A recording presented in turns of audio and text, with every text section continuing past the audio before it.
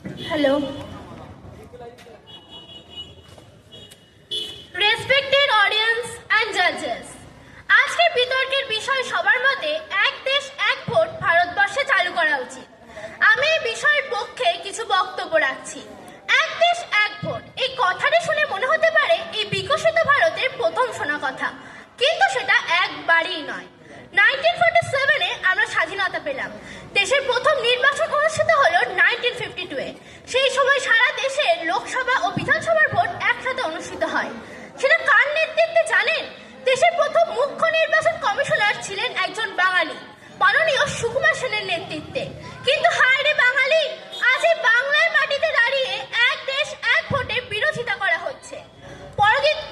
পরবর্তী নির্বাচন অনুষ্ঠিত হয় 1957-এ। সেইবারও লোকসভার বিধানসভার ভোট একসাথে অনুষ্ঠিত হয়।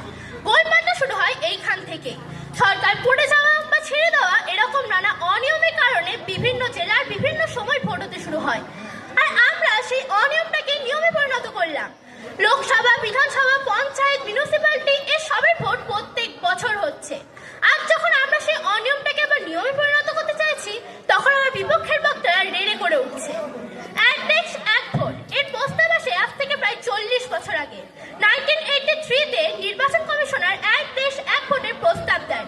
1999-এ আইন কমিশনার পূর্ণ ব্যবস্থা ফিরে যাওয়ার কথা বলে। 2010-এ পার্লামেন্টে এক দেশ এক ভোটের প্রস্তাব উঠে আসে।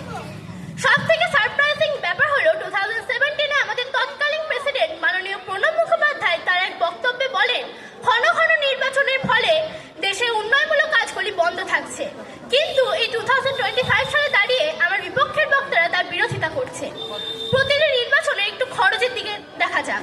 বিবেক দেব প্রায় কিছুদিন আগেই মারা গেছে। তিনি তার এক বক্তব্যে বলেন, 2009-এ লোকসভা নির্বাচনের খরচ দাঁড়ায় 1000 কোটি টাকা, 2014-এ তা দাঁড়ায় 3000 কোটি টাকা, 2019-এ তা দাঁড়ায় 60,000 কোটি টাকা।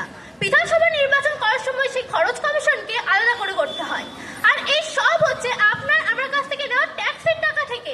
যদি আমরা এই নির্বাচনগুলিকে একসাথে করতে পারি, তাহলে যেরকমই দেশ বাঁচবে, তেমনি আপনি আমিও বাঁচবো। একটি নির্বাচনের কারণে বিপুল সংখ্যক সরকারি কর্মচারী, পুলিশ, সেনাবাহিনীকে প্রত্যেক বছর ব্যস্ত থাকতে হচ্ছে। এর ফলে সরকারি